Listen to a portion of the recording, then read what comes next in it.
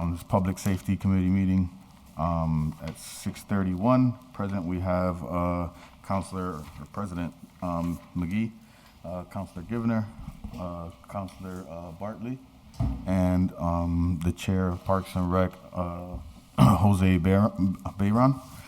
We also have the City Engineer, Bob Parent, City Councilor Jenny Rivera, Michelle Williams from Suez, and our City Solicitor, Mike Bissonette, Councilor Juan Anderson-Burgos, and Chief Pratt just walked in as well. And myself, Israel Rivera. You want to start off with the first motion? Somebody should make a motion and take one off the table. Second the motion? Second. All right, well, item 1, this was filed back April 6th of 2021. This was from Councilor Bartley, City Forester, report to City Council's Public Safety Committee, an update on request for remediation, proximate of 54 Lawler Street and 219 Suffolk Street. He sent an email with an update. I'm not sure if you saw that. I'm gonna read it real quick just for public record. He said the tree proximate to 54 Lawler Street has been pruned away from the house. If there is some other issue that warranted a council order or I am unaware, I guess we could reach out to him and speak to him about that. Then he said that the tree at 219 Suffolk Street, while certainly it is a nuisance to the property owner, is not, in my opinion, a safety issue. Since the tree was last pruned, approximately 8 to 10 years ago, many of the newer limbs have grown toward the building again. Some of them are making contact with the building. This tree will be pruned again when the resources become available. If the property owner does not want to wait for us, he has the right to prune anything over his property. We have a tree department that consists of one person. It is not safe or wise to send one person out alone to perform the tree work. Our present tree truck is over 30 years old. After its last safety inspection in June of 2020, it was recommended due to the age of the truck, some $32,000 worth of repairs should be made to continue safely operating the truck. The repairs were not made. A new truck has been ordered and is being constructed. Okay. No arrival date can be confirmed at this time. Even with a new truck, a crew of one person will not be enough to operate safely. I also believe that our contracted services funds for tree work have been exhausted for the remainder of the fiscal year. I have voiced my concerns with the mayor and acting DPW General Superintendent. Hopefully we can work toward it once again viable practice tree department. So Councilor Bartley, because this is your order. Yeah. Oh, yeah, yes, great. Thank you. Thank you to the committee and thank you to Mr. Tuig. So I think in short order, I'm going to you can probably make a motion to say this order has been complied with. So I believe that'll be the case, but I'm just going to make a comment or two. First of all, I'm very familiar with 54 Lawler Street, and that was a pending issue for over a year, but the Public Works and the City Forester took care of that matter, I want to say last summer, and it seems to be resolved, and that's great news. At 219 Suffolk Street, reading this, I actually learned something because I didn't realize that the homeowner has the legal right to prune a public tree if it encroaches on the homeowner's property. That's the first time ever reading this, and so it's helpful information. And I appreciate, John Tuig is to be respected and admired, and he does a lot of work for a lot of years. And then the other piece, and I'm just going to go through the chair to the City Council President, and hopefully get his take or anybody on the committee's take. I thought, Todd, that we passed a bond to get this truck replaced. Now, I'll happily, I'll stand corrected if necessary, but I could have sworn we did that, and we were waiting for the manufacturer to deliver. Now, that's part one, and then part two is as the City Council President remembers, for 3 or 4 years in a row in our budget, we had a position in the Public Works budget that was funded and ready to roll, but it never got filled. and this is really relative to forestry department. Finally, I think it was just the past fiscal year, we just said enough is enough. So we just cut it completely, but that doesn't mean we don't want it, we want to revisit it, because as time goes on, we all see on a regular basis, it's not just potholes, it's not just street sweeping, it's not just trash, it's quite often trees and tree trimming and trunk removal. And then, of course, we've got a wonderful program, not just with the Department of Conservation and Recreation, but we've got our own tree nursery that a few of us started. Myself, Tony Soto, Danny Bresnahan started this 2014, 2015, and we have our own nursery. And so we want to plant trees as well.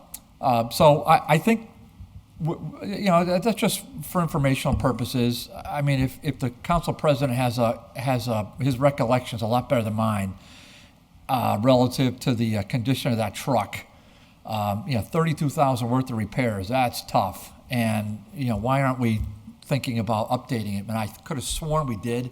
So Yeah, I think that's it on that one. So, Councilor McGee? yeah. So Councilor Bartley is correct. We did bond for that truck. The truck has been ordered. Unfortunately, as with many things out there, it has been delayed. From my understanding, before Mike Mechanics left, he said that the truck was ordered, but due to parts, service, employees, building all these things, everything's on back order. So it's going to get here, but when? There was no official date. So it is coming. So we're not going to keep putting money into the old truck because a new truck is going to be here. I can't give you a set date. As far as the positions that you're talking about, that is correct. It was out there for 3 years. We never could fill it because at the time, we could never get anyone to fill it for the amount that we were budgeting for. So it was decided to cut it and then hopefully just do outside contracting, which is Ashblun, if I'm always saying their name right. But even then, we can't keep up with the demand with the outside services based on the budget we're providing, which is usually about $50,000. So these trees are throughout the city. I know in my ward there are several that I filed orders for, and constituents keep looking for updates. It's basically we have to have the mayor put more into the line item for outside services to catch up with those trees. That truck, however, it will be here, but it's not going to be here quick enough to deal with the problems we have. Councilor Bartley? yeah, so that's a great recap. And I know that the mayor just joined us. You got a full agenda. I don't want to tie the mayor down with this, but so what I'll do, I'll just suggest to the committee that this order's been complied with. I will follow up with John Tuig and give the council president's update on the truck, because I'm not sure if that's been communicated to John. Based on his email, I'm getting the sense that it's not. So at least we know we have some good news coming once the truck arrives. And then I will also follow up with the mayor at some point in the coming weeks or coming days to say, let's see what we can do relative to the forestry division of the Public Works Department. Maybe we can find a way to buffer that department. So overall, I think this was a very healthy discussion. I really appreciate the committee taking it up. Motion that's been complied with?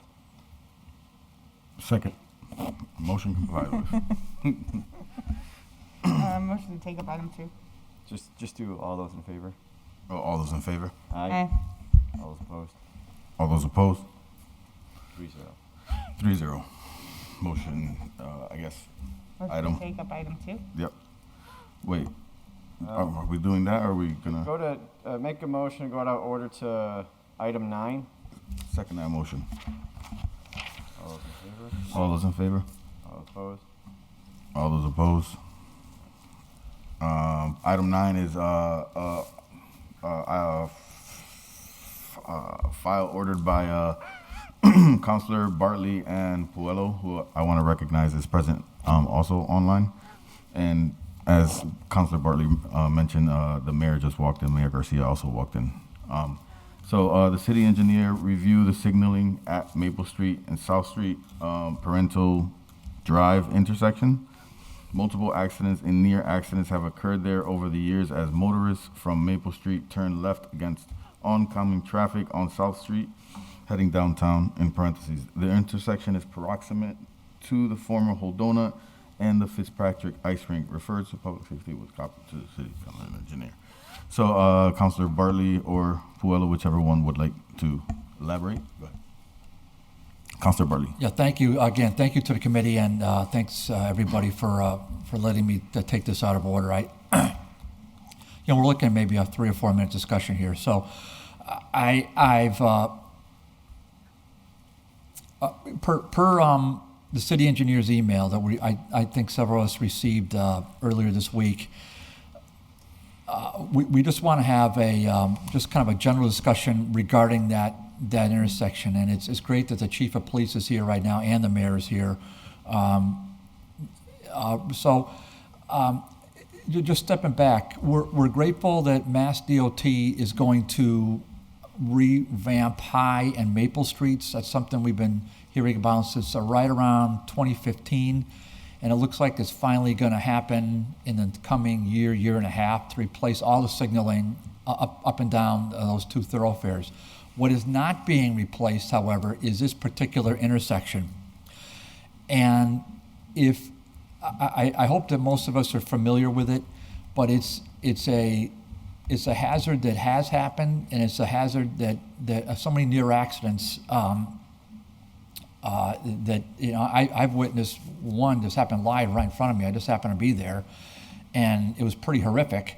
And then multiple other ones, and I know, like I said, the chief is here, and I pulled over multiple times, and I'm so grateful when HPD is out there in a car, and it just really slows the traffic down. But what I think, and I'm just speaking to the chair, to the city engineer right now, what I think would be a helpful benefit is to have us consider necessary safety matters to make the signaling go a little slower, have the lights last a little longer, and then consider a dedicated left-hand turn for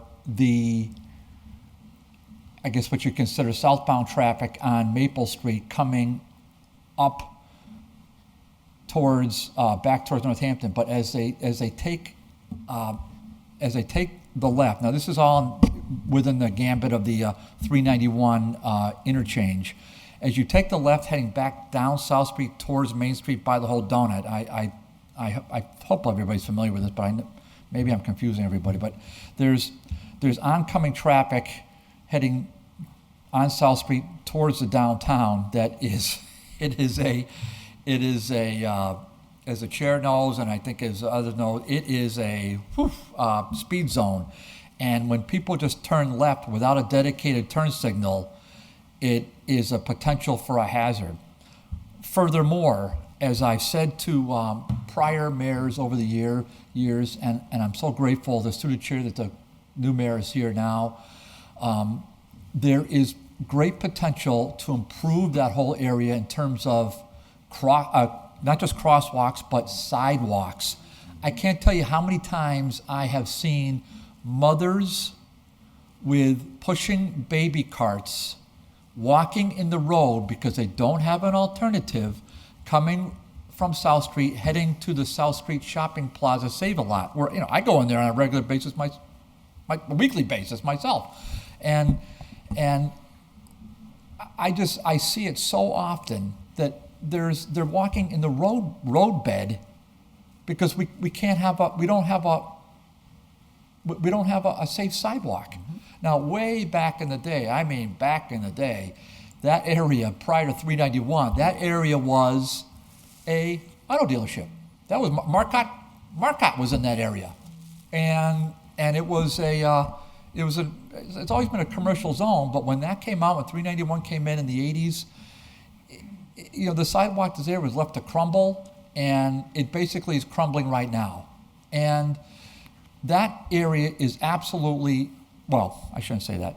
To the best of my knowledge, it is CDBG eligible for funding. Now, I know that the census tracts got altered, and maybe I'm wrong, but it would, if it's not CDBG eligible, then perhaps there'd be ARPA funds for sidewalks. or perhaps maybe one day we'll put together a bonding authority for sidewalks, or we'll have a dedicated revenue stream for capital projects. That's something we've been talking about since I came on this board in 2012, and it hasn't happened.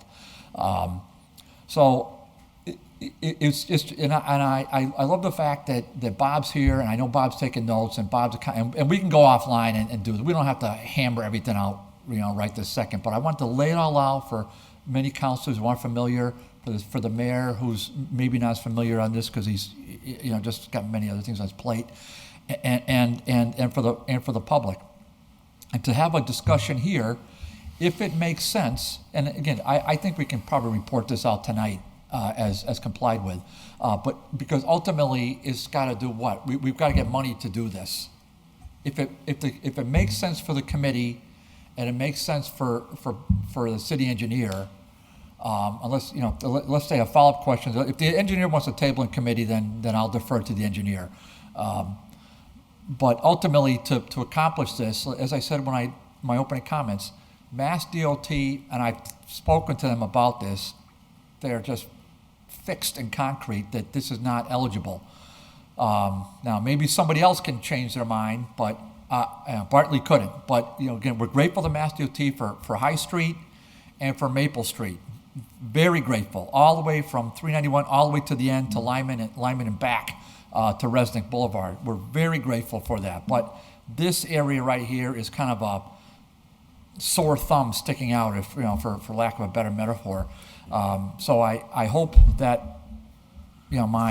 hope this doesn't fall on deaf ears, and I'd be happy to defer. And I just one last comment to the committee. I appreciate everybody hearing me out. I won't break any records for speeches. I know they were all set last night. The Ward 2 council was gracious enough to sign on, because this is really straddles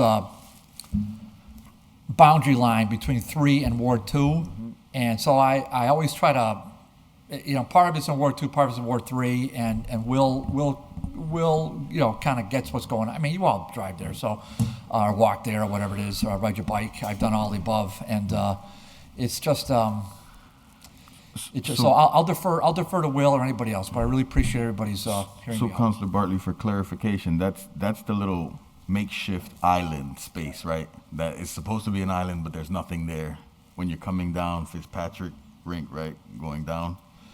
You nailed it. So that area coming out of Fitzpatrick, I didn't even mention that. So the street next to Fitzpatrick Rink is Parental Drive. That is not an accepted public way. That is a private street. So that's one little curveball in this whole thing. So we got a bunch of private ways throughout Holyoke, as we've learned about over the years, and then coming out of Fitzpatrick Rink, as you can imagine, once the hockey matches are over, Merging in. you just want to dash out, shoot right across there, take the left, and then take the right onto 391. Bing, boom, and off you go. I mean, that rink is heavily used by Chicopee, Springfield, Holyoke, and West, wherever. So there's a lot of cars that go through there. One thing I know that Mr. Parent can procure from the police department is the accident reports. I haven't procured that, but as I said in the order, it's not just the documented accidents, it's the near misses. And near misses not just with cars, but with bikes, and worst case with, like I said, go down there and you see a mom pushing her baby in a carriage through there. I pushed my daughter up that street. You have to go on the side. This is no good. This is no good. So it's fallen on deaf ears for a while. I'm hopeful, maybe with CDBG, ARPA funds, et cetera, we can get some momentum and do something about it. But yes, that is the area. Thank you. Councilor Buello? Yeah, thank you, Mr. Chairman. I wanted to thank Councilor Bartley for letting me sign on to this. I think this is a great order, and it really tries to address the traffic safety problem up there. And, he nailed it right on. When you're traveling on Maple towards Save-A-Lot, and then you take that left, there's that oncoming traffic from South Street is just terrible. And that's where all the accidents are happening. And again, he nailed it. If we had a dedicated left-hand turn there, that would really go out to alleviate the problem. As far as the sidewalks, that's great. I mean, when we really think about the groceries up there. I think Tony Grocery is like a little bit down the street, but that's like a little corner mart. So a lot of the people in the buildings up there in my ward are going up to the Save-A-Lot, and there's no sidewalk. And then people are coming down from Ward 3, and so it's mostly really affecting people coming up from my tenements, and that's definitely a big problem. So I really hope we do something about that. And thanks to Councilor Bartley for adding me onto this. This is great. So I'm hearing. Oh, okay. Yeah, just through the chair. If I'd like to just see if I've laid it out enough for Bob, and or Bob has any follow-up questions, or if not, then I think we can, move it on, and then I'll connect with Suspend the rules? the mayor in the coming. Suspend the rules for the engineer? Okay, all right. So, the city engineer, Bob, if you have anything to add? I think both what Councilor Bartley and Councilor Puello had laid out gives me a better understanding of what the concerns are. I have started the process, as Councilor Bartley indicated. I have reached out to the police department to offer support and requested the accident records for the past 5 years. That, at least relative to accidents, tells a lot, because it tells not only how many accidents, but what type of accidents. Are they rear-end collisions? Are they, people running into people taking a left-hand turn, et cetera? So understanding the problem is the first step in trying to come up with a solution to the problem. So I'm really in the information collection stage right now. Should we possibly table? Councilor Bartley. Yeah, just through the chair to Bob Parent. Bob, do you want us? What do you want to do with this order? Do you want to leave it here in committee for the time being, and circle back with some thoughts, or should we move it forward? Really, I have an open mind to this. To me, I'd rather leave it in your hands of what to do with this. And I would probably pass it back to the chair and indicate really, in terms of how, if you're looking for a follow-up and have that follow-up within this committee, probably the best way to do it is to keep it within the committee. Yeah.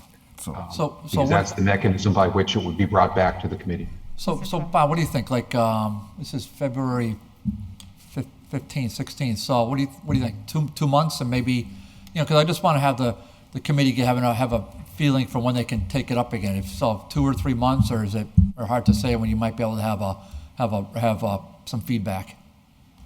I think that'd be reasonable. Because of a bunch of orders that have come in, I've actually submitted about a half dozen accident report requests to Officer Porter at this point. So I expect it'll take her a little bit of time to catch up to those, and then for me to better understand what that information tells me. So 2 to 3 months to come back to this committee would be reasonable. So so maybe if they want to table it now, that'd be great. And then maybe the chair would take this up and say their first meeting in May. Would that be reasonable, Bob? Works for me. Okay, so yeah, thanks a lot. Okay, thanks, everybody. Thanks, Dave. Yeah. What was it? Make a motion to table it and revisit it in May. Second. All in favor? Aye. Aye. Motion pass. I make a motion to remove item 2 from the table. Second the motion. Item 2 was filed by Juan Anderson-Burgos on January 18th. The order that Suez and Holyoke Housing Authority meet with Public Safety Committee to discuss how to fix the flooding issues that residents from Beaudoin Village have been experiencing for years. Here present from Holyoke Housing, we have, I hope I'm saying your first name correct, it's Janara Healy. And then from Suez, it's Michael. I'm sorry. Wow, I just saw that now. I totally apologize. Maybe it was my nervousness. I didn't see the screen. I'm like, oh, they got a new person. Oh, nah, yeah, no, that's all me. My bad. So, if Juan, would like to elaborate a little, that'd be cool. Of course, thank you, Mr. Chair. So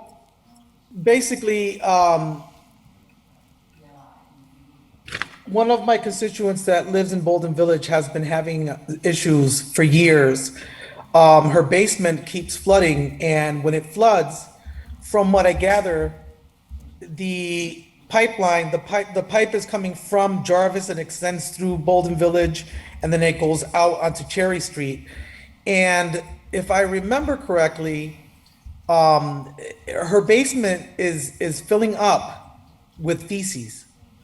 And so it's very dangerous and and she's, she has a lot of health issues, and she's been concerned. And I've had great conversations with Michael from Suez, and we're just looking to resolve this because it seems like no one can give us a straight answer, or at least come to a conclusion of how we can address this and fix it moving forward. But I do have the constituent on Zoom. She's here if she would like to speak as well, if we want to acknowledge her so that she can express to us all what's happening. So motion is suspend the rules, allow the public to speak. Second. Naomi, you feel free to speak if you want. Naomi, puede, there we go. Si puede explicar lo que está pasando. Yo no hablo en inglés. Está bien, yo te entiendo. El problema es que desde que me mudé aquí en el 2012, estoy teniendo unos problemas que cada ciertos meses el basement se me llena de aguas negras de alcantarilla. Y es un problema que verdaderamente que en diciembre, que fue la última vez que se llenó de una manera exagerada, y es un problema que puedo yo estar en riesgo porque esas aguas negras cada vez que se llena, pues yo tengo que limpiarlo porque Housing hace su trabajo, o sea, como viene y lo vacía, pero limpiar eso como se supone que se limpie para que no haya como una infección o se queden las cosas ahí, pues requiere de un trabajo fuerte. Y pues realmente ya estoy cansada de eso y quisiera que tomaran acción y que ya no estuvieran como pasándose de que uno tiene la culpa y el otro tiene la culpa, porque pues la afectada soy yo, que es la que tiene que vivir en esas condiciones. Dame un segundo porque voy a tener que translate todo eso. So, according to Naomi, since 2012, every few months or every several months, her basement gets flooded with feces, and it's been a long time now. And she said it's like she just wants to find out what is the solution. It feels like she asks us questions from Holyoke Housing, and then they say something else, and then she asks us questions from the city or Suez, and then it's like everyone pointing in different directions. She says she's kind of fed up, and that like it's been happening so much, and like that the housing will come in and empty it out or whatnot, but she's the one that still has to clean it and deal with all that, and it's nasty, disgusting feces. So I guess that's what I got from her so far. ¿Tiene más que decir? No, que me encantaría que pues pudieran bregar con la situación y pusieran un plan de contingencia, porque verdaderamente pues yo sé que esto es un housing y que pues uno paga de base, ¿cómo es? A base del presupuesto, sí. Pero yo no merezco vivir así cada vez, perdiendo mis cosas, que nadie me responde por eso. Cada vez que se me pierde algo lo tengo que reponer, como un deshumidificador, que es para sacar la humedad, porque eso coge humedad, coge hongo. Y pues así he tenido que estar viviendo por meses, ¿entiendes? Por años y meses. Y pues de verdad que quisiera que ya tomaran cartas en el asunto, en la situación, porque sé que Cherry Hill, cuando vacían allá, entonces mi basement es que se vacía el agua. So, me encantaría que si pudieran cada vez tener un plan de limpiar eso para que yo no tenga que estar sufriendo los estragos. Gracias.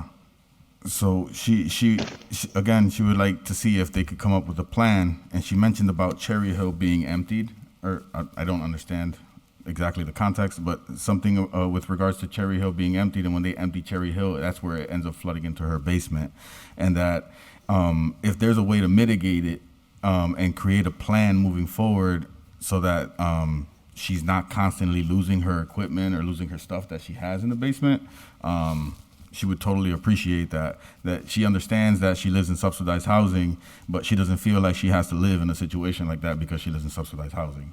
And that's pretty much it, I believe. So, Mr. Chair? Go ahead. Mr. Chair, may I?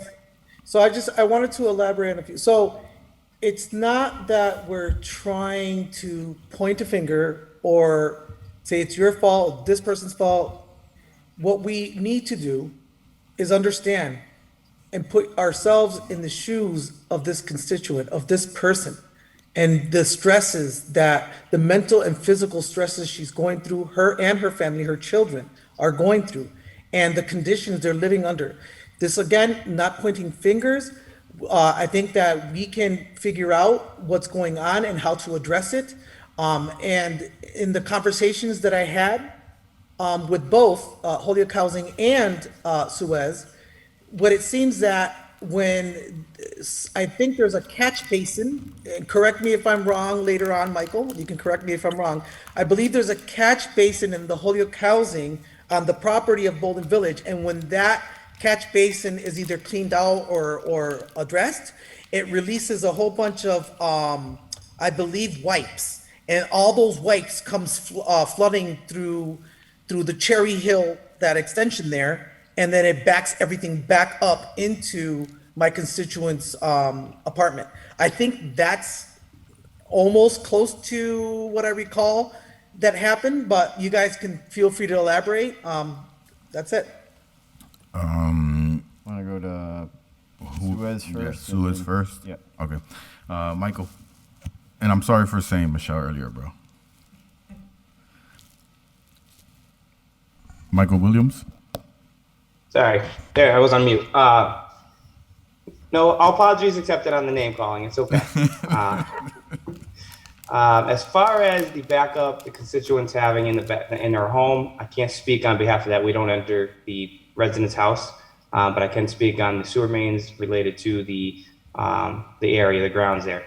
As mentioned, the area does drain Jarvis Heights along with the school, and the main continues through Beaudoin Village. We go up here regularly and clean the system quarterly, along with inspecting it for hot spots, as we call it. Areas of the city have been identified for known grease and rags buildup in the sewer mains. Usually housing gets a hold of us and lets us know that they're having a backup and experiencing any type of issue. And if that is the case, we get up there.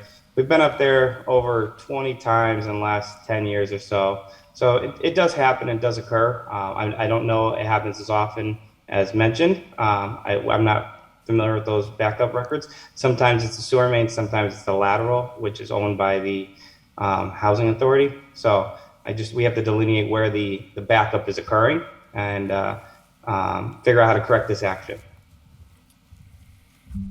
Thank you. What was it again? Anybody have discussion, right?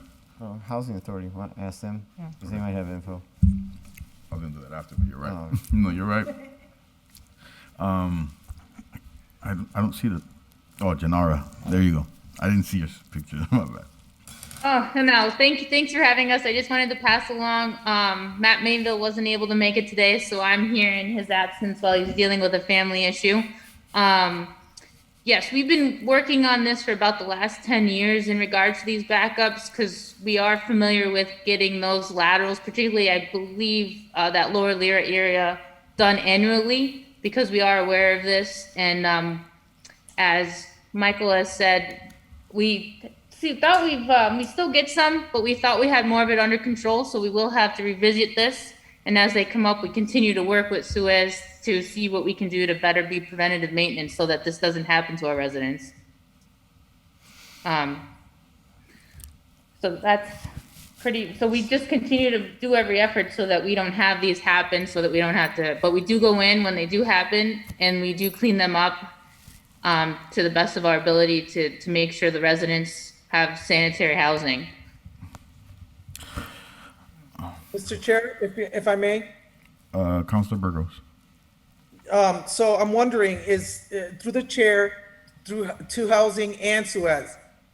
Mostly housing, because I'm trying to figure this out. So do you clean it out when you get the call, or is there a regular schedule cleaning of the lateral? There's a regular scheduled cleaning of our laterals for the last 10 years. Okay, and how frequent is that cleaning? Do you know? Yeah, we do it once a year. Once a year. So I'm wondering if maybe more cleanings, I don't know if 2 or 3, but let me ask, when those cleanings happen, does it affect Cherry Street? Does it block up? Because I remember when I had spoken to Suez, if I remember correctly, when that cleaning occurs, it sends all the everything that was caught in the laterals, it sends it flying to Cherry Street, causing a backup. And that's what I remember from the conversation. I remember that clearly. So to my knowledge, when we do the lateral cleanings, we coordinate with Suez so that they are prepared for that type of situation, so that we're not having that situation occur. So you guys communicate when these cleanings are happening? Correct. Okay. Correct. So I do have to look at like Michael said, I do have to take a minute to look at the occurrence of these, because to my knowledge, we really did mitigate this issue for the last few years. I'm not sure on the occurrences. I can look at that, and we can report back to the committee to see what we determine if that is our increase in our preventative maintenance measures.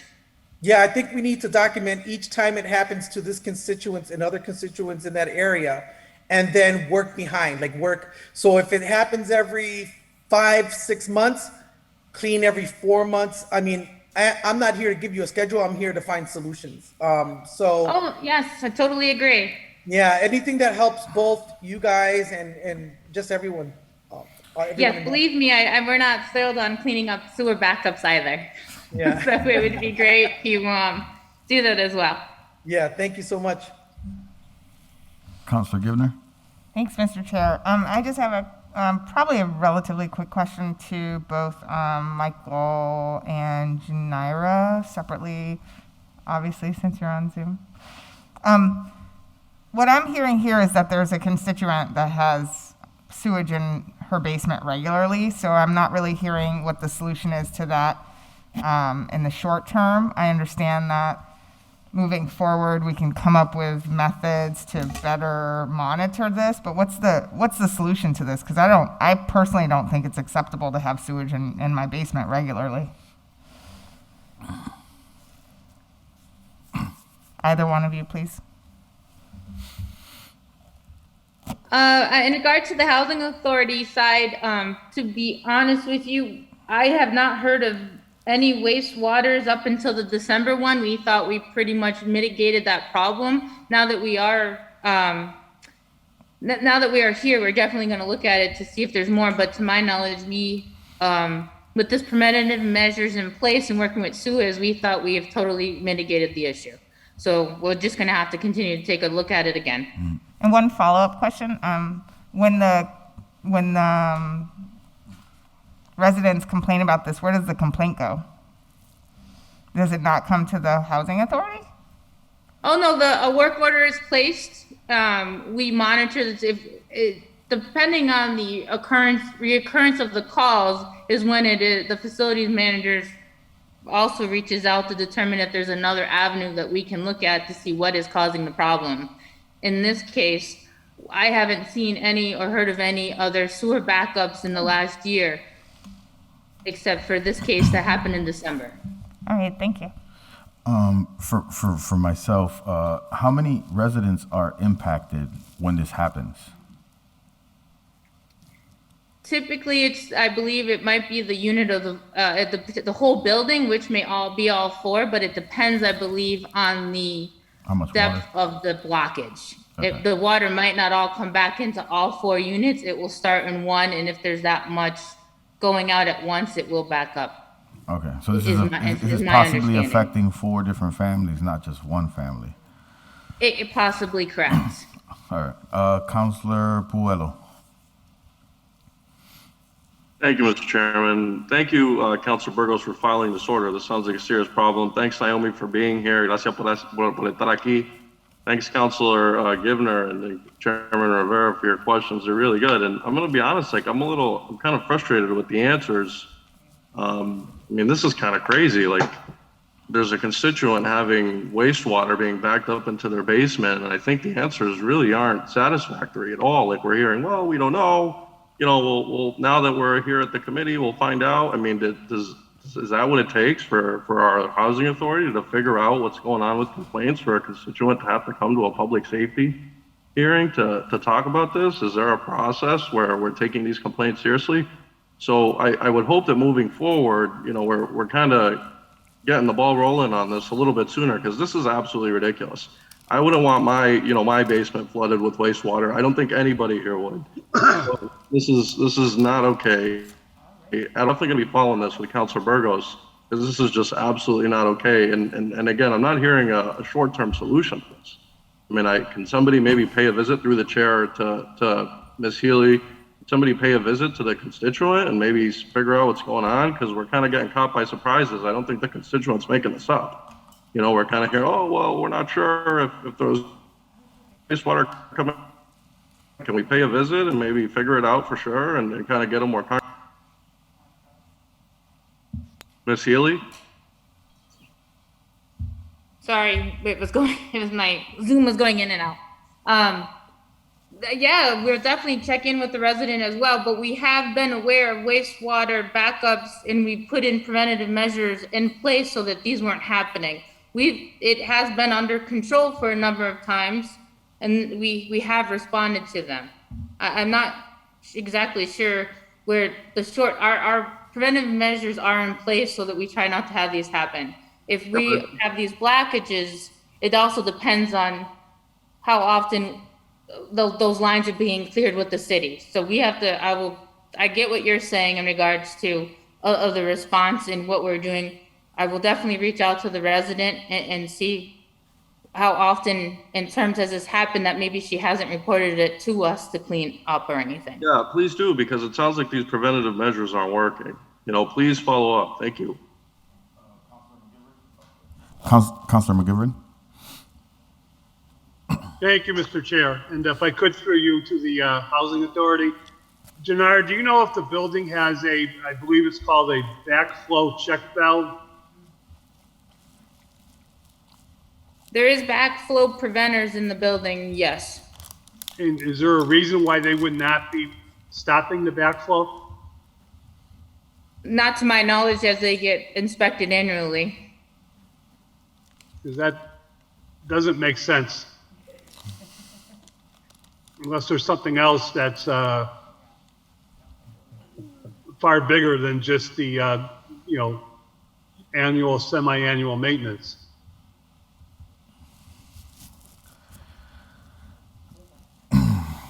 Yes, thank you for your comments. As far as I know, that part works. I'm being told as well, working with Suez, that is the lowest point of where all that drainage is going to. And then when the main line is blocked, that it has to go somewhere and it backs up into those units. Mike, would you know the answer to that? Thank you, Joe. I'm willing to get out there and bring the staff to meet with the resident, meet with housing at the location, and discuss any type of measures that can be put in place. As you mentioned, that backflow device should be able to protect the residents' basements and such. I don't know if there's any plumbing. I've never been in these properties, so I do not know if there's any toilets or sinks in the basement or wash machine hookups. I'm not sure how this water is getting into the basement. So that's the real question. If there's something we can do to prevent that from getting into the basement, and exactly how. I don't know the infrastructure that they're faced with. I only know what's in the street. And as Janara mentioned, yes, it is the lower section of the line before it crosses 91 to get down Cherry Street the rest of the way. And there is blockages, and they do occur. This neighborhood is very prone to rags and grease buildup. This is why we're up there quarterly degreasing and vacuuming and jetting these lines regularly. And we've developed a plan with Holyoke Housing Authority since 2014 that we've really implemented. We've sent out education flyers and packets, worked with them to update and notify the residents of what can and can't be flushed down the toilet. A lot of times we see it a lot down here at the wastewater treatment plant, the significance of wipes and face masks. Actually, you can see them come up on our bar racks now, and just the amount of debris that people believe the toilet is a trash can, and just because it goes down doesn't mean it should. And the infrastructure is not meant to support that type of material. No matter how well we do our preventative maintenance, there's going to be potential occurrences for. There's 100 or 217, I believe, houses in this section. So there's a lot of property in a small area, and it's been very challenging to mitigate those type of occurrences with the amount of debris that gets into that system. We spend more time in Beaudoin Village than any other part of the community, actually. Thank you, Mike. I think you're a step ahead of me on the, my second thought here was an educational seminar. But is it possible that there is also grease and debris coming from above Beaudoin Village into that main? I heard it also empties the school and somewhere else. Yeah, that is always the case. The lines are all common line throughout the entire city of Holyoke. A gets to B to C to D and eventually ends up at the wastewater treatment plant. So that section of town, yes, that does drain Jarvis Heights, which also drains the school, and then crosses over and goes into like Cherry Street and Hicks Ave neighborhood down Beach. So again, they're all connected. So there's potential for something upstream, but that doesn't seem to be the case because it's typically lateral and directly related to the subsections within York and Barrett and Etling, Little Ave, those neighborhoods and those small runs within that compound, I'll say, that village that typically have the backups occurring.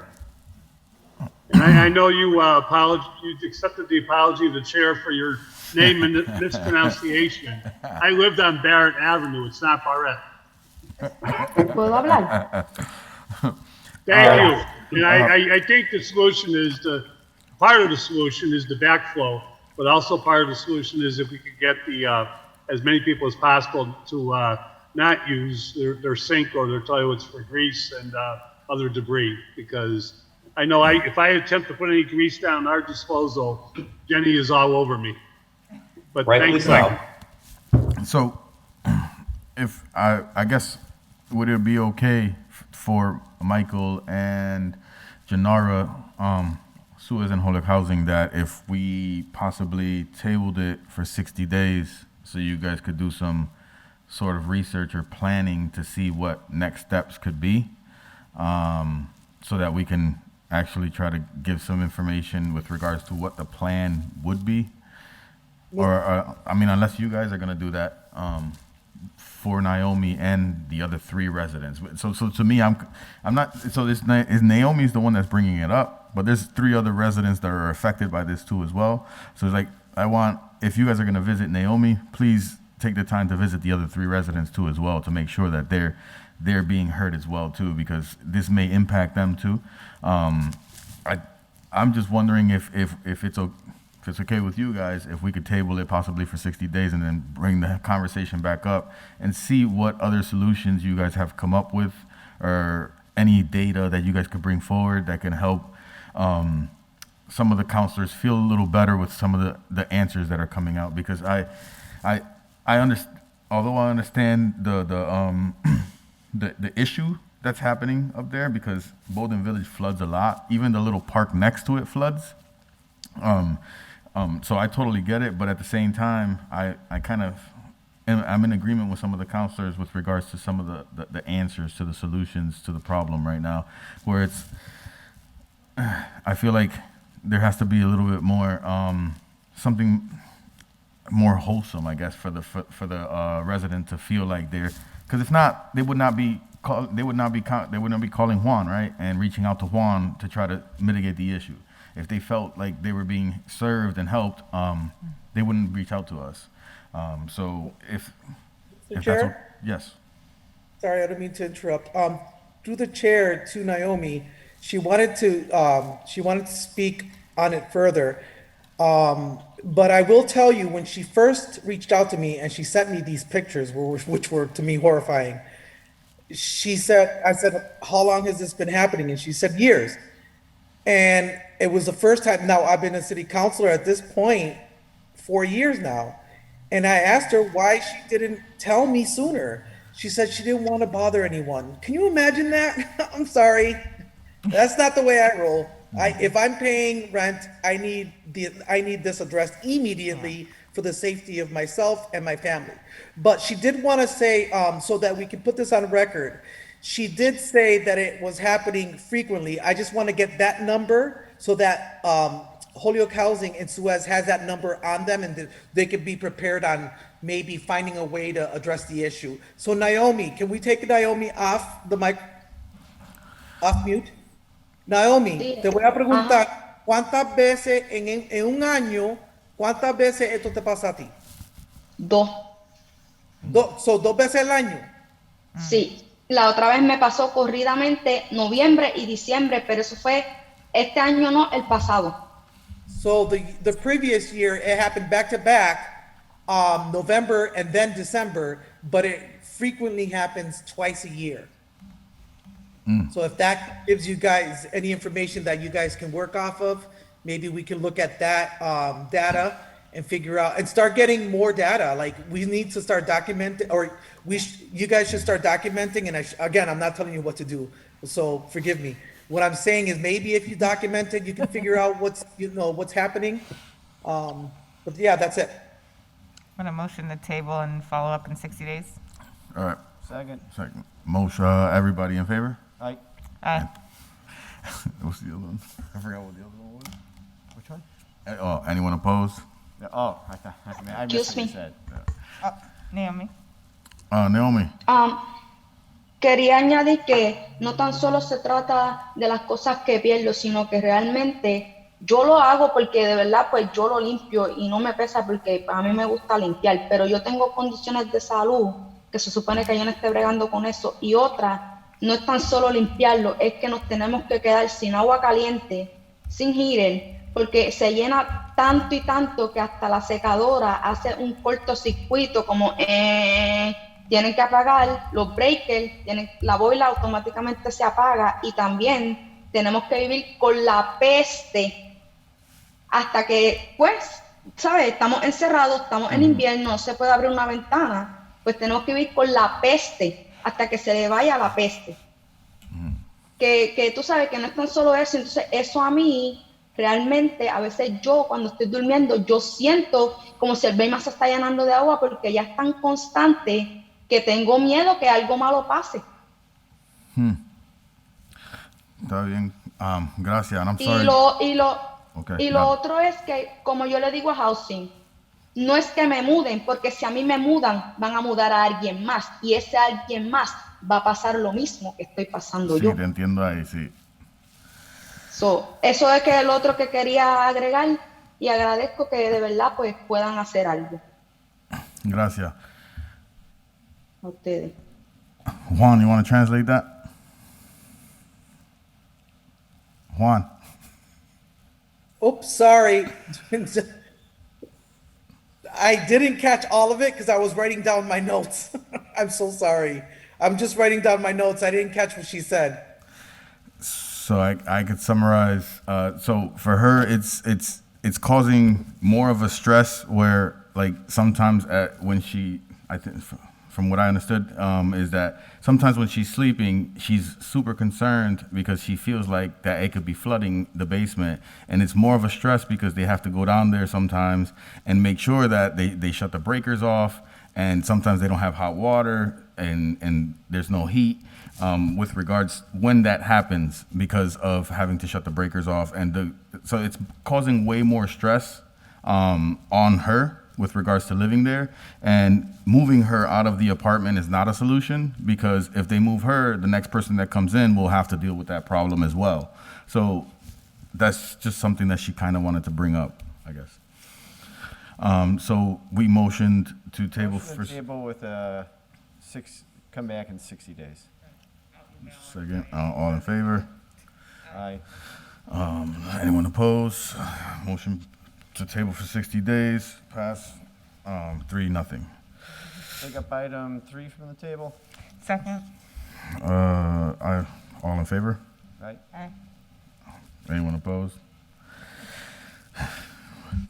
Item 3 was filed on March 16, 2021. Rebecca LISI, Juan Anderson-Burgos, Libby Hernandez, Gladys LeBron-MARTINEZ, that in the effort to obtain neutral fact-based data and statistics, that the city contract an independent assessment of Holyoke Police Department structures, policies, and practices. Present with us, we have Chief Pratt. If you want, you can take time and speak with regards to the order.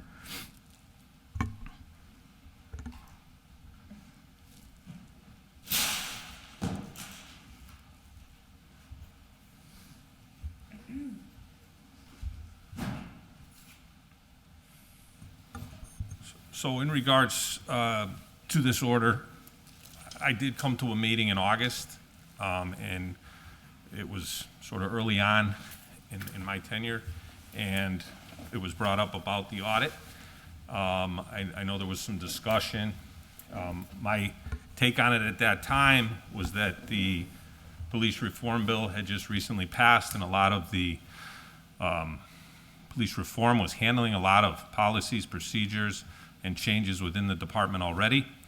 I know that since the current mayor has become the mayor, he's had a lot of talks with me about that as well. And, you know, on the campaign trail, a lot of people asking him about that. So he has, taken that upon himself to sort of move this forward. He's put together an RFP to put it out to sort of bid, and we talked today at the Community Relations Board meeting about it, and the plan as I see it is that the mayor is going to try to identify some sort of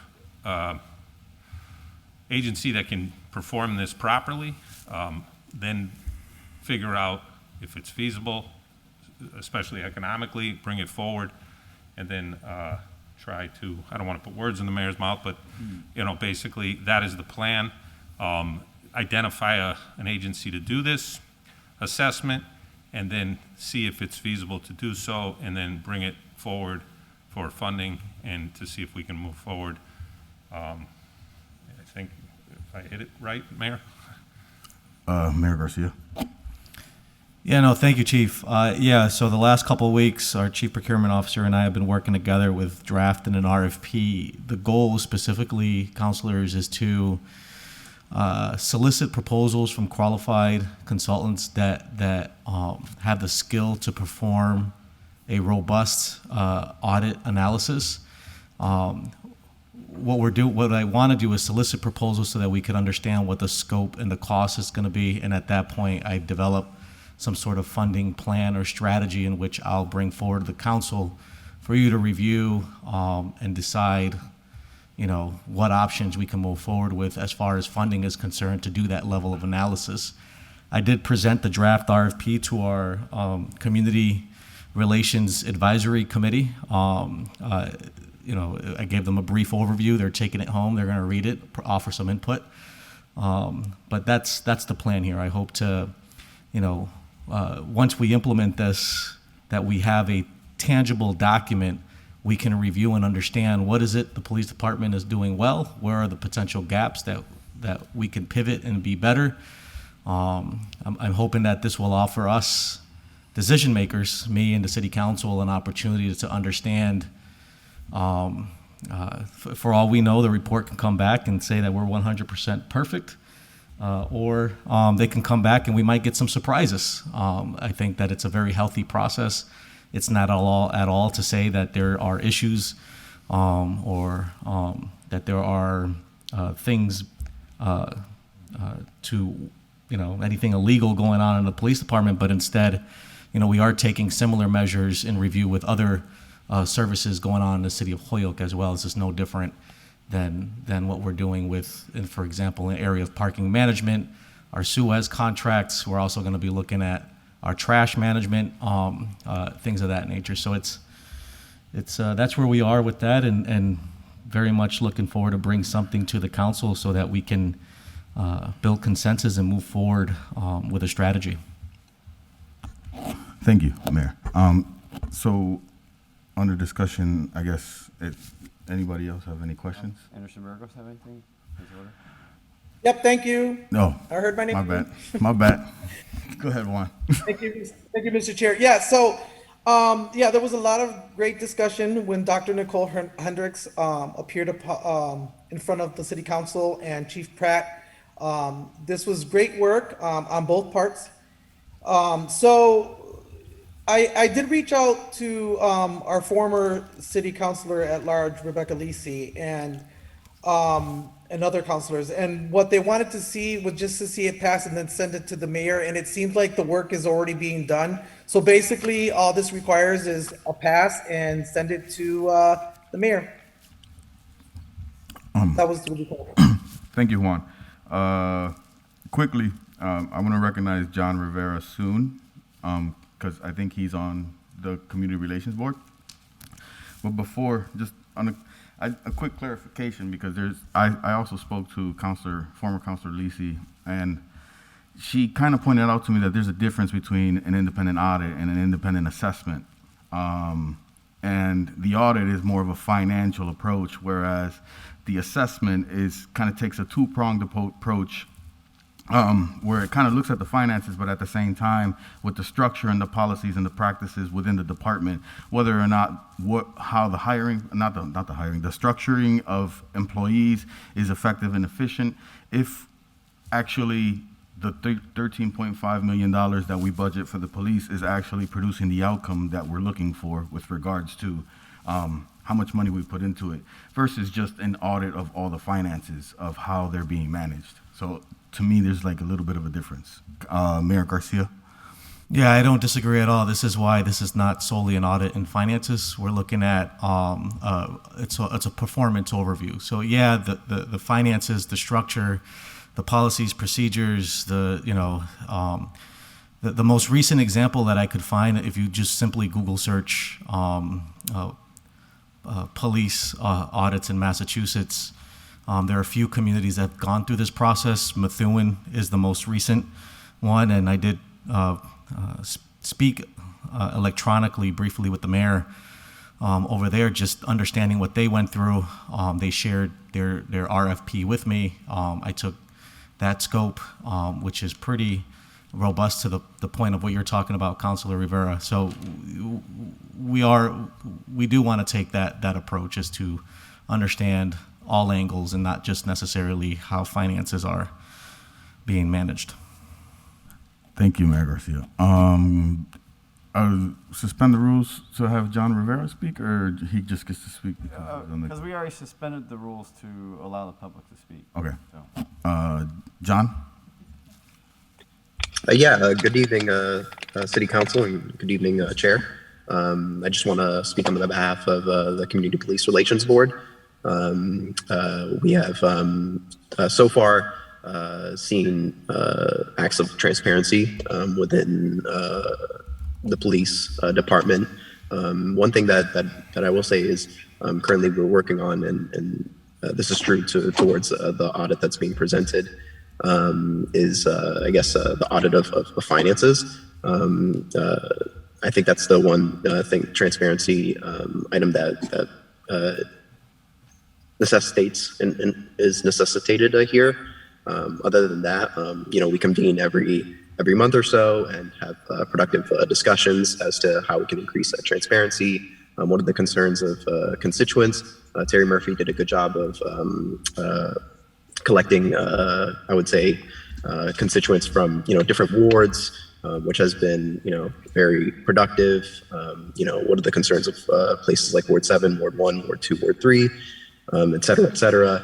And with the couple of officers that are on the Community Police Relations Board, we've seen that the transparency of what are the practices and what are kind of like what's the insides of what's going on within the department. So that's been pretty enlightening and whatnot, educating in one word. And then let's see, I think with the audit that's being presented that we're taking a look at, I think that's a good step in the right direction. And I hope we can continue this. I think it'll help in many ways. It's something that is very healthy for the community, and that I think cities should do every now and then. This helps both the community in many ways, and this helps really everybody in many ways. But other than that, I digress to the mayor and Chief Pratt for anything else. Thank you for having me, by the way. Thank you. So, is there any? Mayor Garcia. No, I just wanted to add a quick comment that I do have to give a lot of credit to our police chief, Pratt, who has been, since day one, when I stepped in here, has been very open and transparent to all new ideas. Since I've been involved with the police relations group before coming in, when Mayor Murphy invited us, myself and Councilor Sullivan, who was my opponent at the time, invited us to a couple of the meetings. And then from day one, as I stepped in, it's been a very collaborative and open relationship between the managers at the police department and myself, as well as the members that are on that group, which is, I think,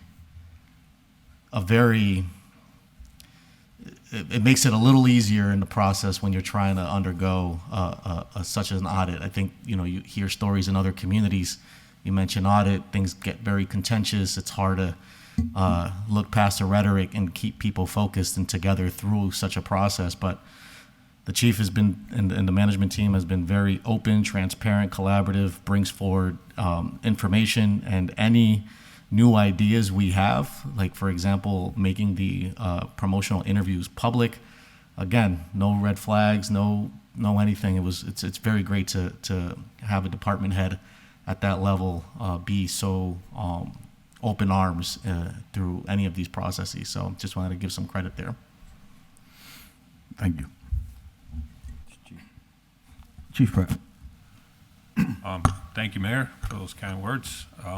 We've tried to do that from day one. I know another part of at least what was relayed to me that was of interest and was brought up at that August meeting was our ability to get out information to the public. And one thing we did do was, from that point forward, we were already in the process, but we did upgrade our department website, and it does contain much more data today that people can access, at the touch of a button. The annual report is there. We have a monthly, there is a monthly call log, a monthly arrest log, all stuff that can be accessed simply by just going to the department website. So I know that was a concern at that meeting about getting more information out to the public, and that has been a focus of ours to get that done. So again, thank you, Mayor, for those kind words. And we're at the police department. I think that like people say, you say audit, everybody goes, what? But I think in the big picture, we're certainly open to anything. I like the mayor's approach to really vet what group is going to do this so that we get the desired result we're looking for. And of course, I know the council always looks financially, what is this going to cost us? And hopefully that it all makes sense, and then we'll move forward from there. But in the meantime, I like to say we're an open book. You need something, ask, and we'll give it to you. Councilor, thank you, Chief Pratt. Councilor McGivern, and then I'll go to you. Joe comes up twice. Thank you, Mr. Chairman, and welcome, Mayor, Chief Pratt. Just a few questions, but I'll start with, you have a new mayor, you have a new chief of police, we have a very new city council. And I haven't heard why we're looking for an assessment of the police department. And then the second and third questions, I think, are a little bit more important to me is I know an RFP is out, but what is the cost going to be, and where is it going to be paid for? From where is it going to be paid for? And then who is going to determine the scope of the assessment itself? You want me to? You want me to jump in? Sure. So the first question was No, the first one was why? why. So the Why?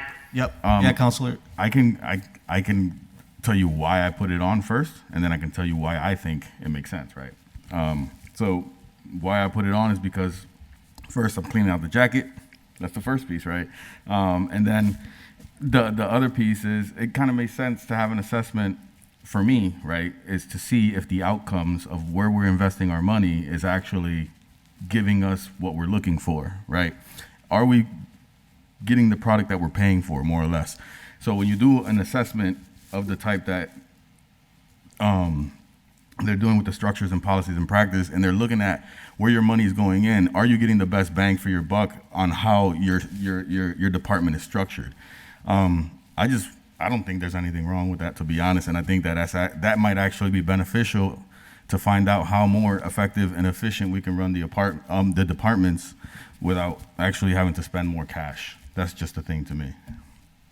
That would be my piece as to why, right? And I can appreciate that, Mr. Chairman, and thank you for answering for yourself for the why. Yeah. But when you say we get what we're paying for, what are you looking for in terms of what you're paying for? Safety. What do you expect of the police department? Public safety, right? Okay. I think that would be the expectation, right? If you look at our budget, right, 13.5 million compared to others around, I'm in the belief that ours is pretty high, right? But if we look at the outcomes with regards to crime in the community, I don't know if what we're paying for is what we're getting. That's just what I'm thinking.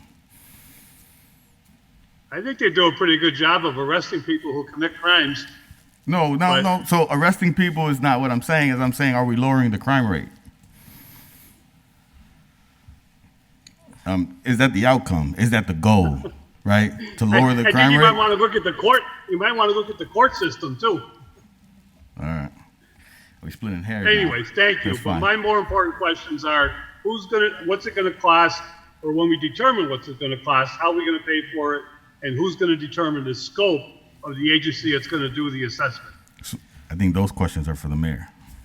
So They yeah, are. thank you, Counselor and Counselors. Before I jump into that, I just want to say that this audit, when we do this, the method that we're choosing here is a collaborative method that doesn't divide the community into subject area, but instead to understand what is it we're doing well, where are our gaps, and where can we potentially pivot in areas that we're missing so that we could improve services. I mean, in some cases, it might even support some arguments the chief has already came in here before. We need about needing more officers, for example, or maybe it's restructuring our management structure as far as supervisors are concerned, or maybe it's we're missing something when it comes to how we're moving money around. So it's just it's not meant to divide on the subject, but instead us, a community, coming together to be sure that we're ahead and ensuring quality services. And it's no different than what we're going to be doing with other departments and services. It's very healthy to look into the quality of the services you're producing and ensuring that we're being responsible fiduciary agents to the community. As far as how we're going to pay for it, Counselor, that's why we're doing the RFP. It's not out there yet. I'm working together with our Police Relations Advisory team with reviewing the scope of what we're looking for from a qualified consultant that can facilitate such a robust process and analysis. And so that scope or those proposals are going to allow me to understand what the scope is involved and how much it's going to cost, so I can put together a funding strategy and present to the council. So when I present a number, you'll also have a proposal that describes what that's paying for, and then the council can ultimately decide if whether or not you want to proceed with the funding strategy for the proposal to engage in the actual analysis. So that's the process I'm looking at. It's probably going to be a fiscal year 23 project, given, there's a lot going on right now. And also, I'm sure it's going to take a little bit for the group to review and offer recommendations and whatnot before we can get to a final RFP product. But I hope that answers the question, Counselor. If I could, Mr. Chair, yes, Mayor, thank you. And in fairness, I asked the questions first, and now let me explain where I'm coming from. To the chairman's, answer, I appreciate that. That's a financial audit, which we do on an annual basis. I could share a lot of thoughts about the size of the police department budget. I can share my own feelings about the police department, which I think is second to none in the way that they do fight crime within the city and do provide public safety, but that's okay. That's not for tonight. The reason I asked the questions about the scope and the cost is most of us have gotten a copy of the East Hampton assessment audit that was recently done.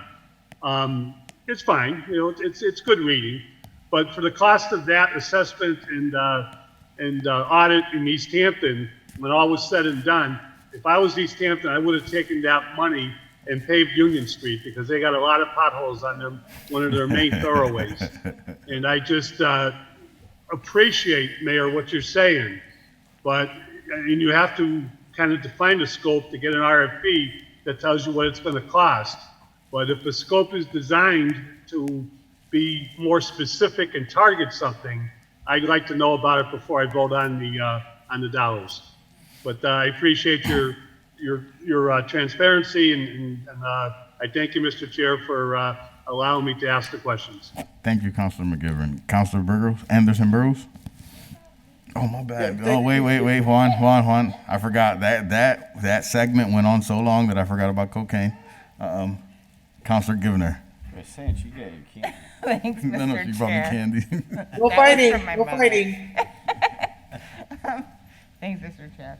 I just wanted to say thank you, Chief Pratt, for getting more information on the website, because I'm pretty sure I was in the meeting asking about all the things that happen in the police department and mentioning how I'm sure there are a lot of positive things happening, but it's not helpful if the community doesn't know about them. So I think that's a really great step in sharing with the community the different things that are happening, being transparent, and I also commend Mayor Garcia for putting this community relations board together, because I think it's a really nice gesture, and I think it'll go a long way. It feels good to the people who are wondering what happens, which seems behind the scenes, but clearly it's happening in the opening, and I think that's really great. So thanks for coming in tonight, and thanks for getting all that information up. I appreciate it. Thank you. Thank you. Juan Anderson-Burgos. Yeah, so what do I consider insanity? Insanity. So it's like if you consider following down a path that you see yourself, you're falling into the same hole, and you keep walking that path, that hole's not going away, you keep falling in the hole. That's insanity, right? You follow the same pattern and expecting different results. You follow the same road and expecting that hole to go away. So when I look at this order that former at-large Councilor Rebecca LISI had filed, and the conversations that were had with Dr. Nicole Hendricks, and the conversations that were had with Chief Pratt, and now with our current mayor, and all of the discussions that's being had tonight, I look at this as an assessment, right? On policies and practices. And here's what I look at. Holyoke Police Department, or any police department for that matter, is to form public safety, to help the public, right? That way crime can go down, and how much is it costing us? Those are the things I look at. And if we keep investing, and the crime is not going down, then that's why we need to do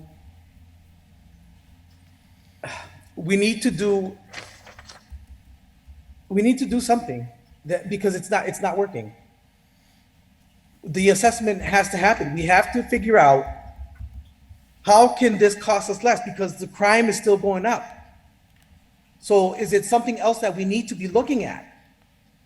Right? Because you can yell here, for example, you can yell at your child. Stop doing that. Stop doing that. Is your child going to listen? Probably not. Find out why your child's not listening. And I know I shouldn't compare the two, but I'm trying to simplify this. The assessment, I think, will get us there. It's like a microscope and not targeting the police department at all, not even doing that, looking at our community and the needs that community deserves, right? It's just a different approach to see how we can bring down crime, help the police department in that action, and bring public safety to a full halt. You know, that where we have public safety and everything is just better for all. That's just my more than 2 cents. Thank you. I think Councilor Maldonado Velez had his hand up. Does he? I could have sworn he did. Oh, he does. Okay. Councilor Maldonado Velez? Didn't even see it. No, you're good. Thank you, Chair Rivera.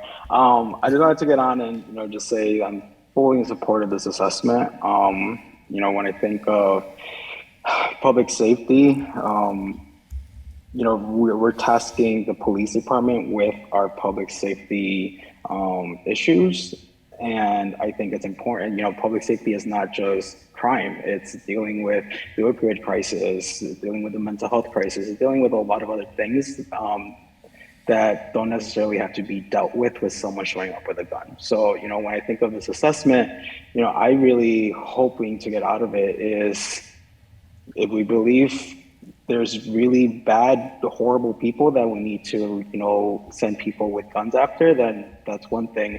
But we're also sending the police to deal with issues that shouldn't be police issues, that should be community responder type issues. And I really hope that assessment sort of helps shape that a little bit. And the reality is, we're in a public safety committee meeting talking about public safety, but we only give the public safety line item $900 in our city budget every single year.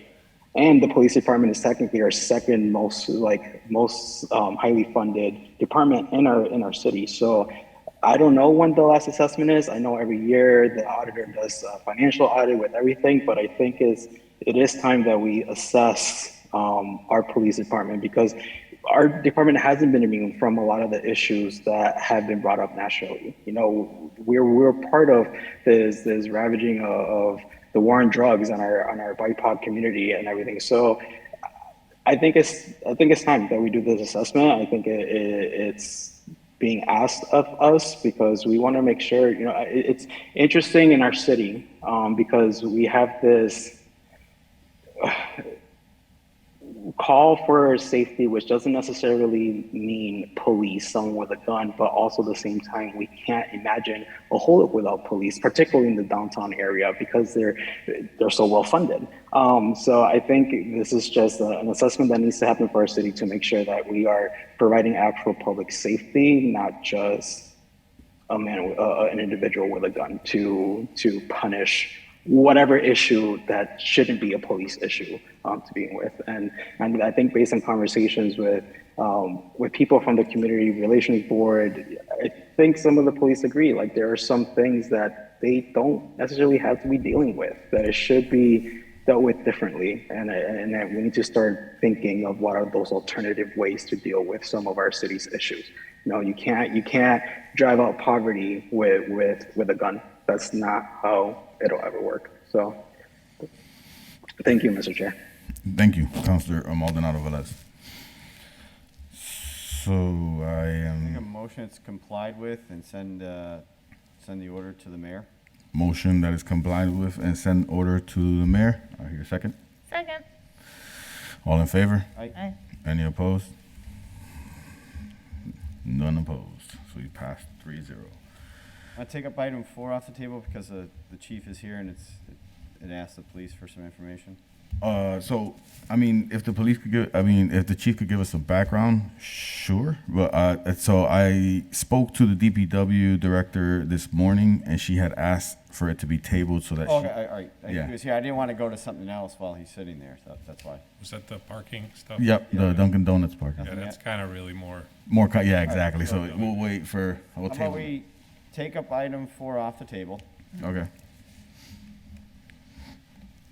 Just take it off the table. Okay, take item 4 off the table. All those in favor? All those in favor? Aye. All those opposed? So this is motion to table it because we're still waiting for more information. So item 4, filed by Hernandez and Tallman. Let me read it out real quick just so that the public knows. Ordered that the DPW and our Holyoke Police Department provide an update on what was the agreement when the Dunkin Donuts was built as to designate certain parking spaces for Eddie's Furniture located at 865 Hampden Street to allow their delivery and large cargo vehicles to have the necessary clearance to enter and exit safely from their lot. As it stands, there are provisional handwritten no parking signs posted on cones that continually are being taken down, thus preventing their business to function properly. So I spoke this morning with the DPW director, and she had asked if we could table it until the next meeting because the highway director and I believe someone else were both on bereavement, and she kind of didn't want to ask them to come in. So Make a motion to table it till next time. Motion to table for next time. I hear a second. Sure, second. All in favor? Aye. All opposed? Anything else for you, Chief, while we're here? Oh, I'm all set. You All right. sure you don't want to hang out with us? We're here for a while. Yeah. Me too. I'll be here. Thank you for your time. Thank you. Thank Oh, you're going to be here still, right? What else is here for the mayor? I think there's one. Item 5, order that the mayor and health director. Yep, that one. Yeah. No, wait, he's not going to be present either. Right, so that'll be We could table tabled. that one too. I just don't want him sitting here, so, no, you can sit here all you want, but no, if you got something to do, like, go home. Department heads have to come and try to be supported. That's so nice. So there's substance abuse. I don't see anything else. No, there's that nothing allows else. him to go. So how about we go out order to item 10? Motion to take item 10 off the table. Second. All in favor? Aye. All opposed?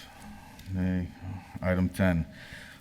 This was filed January 18th by Councilor Anderson-Burgos. Order that DPW and Parks and Recs look into making Rohan Park a kids and dog park. As it stands, only half the park is being utilized.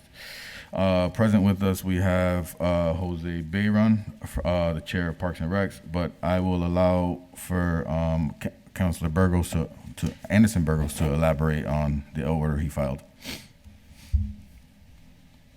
Thank you, Mr. Chair. Yeah, so I had a few, when I was knocking on doors this past term, I met with a few constituents who were asking, they have dogs and they would like to see it turn into half dog park because as it stands, the park is not being utilized. They rarely see kids in it, but the other half is not being used.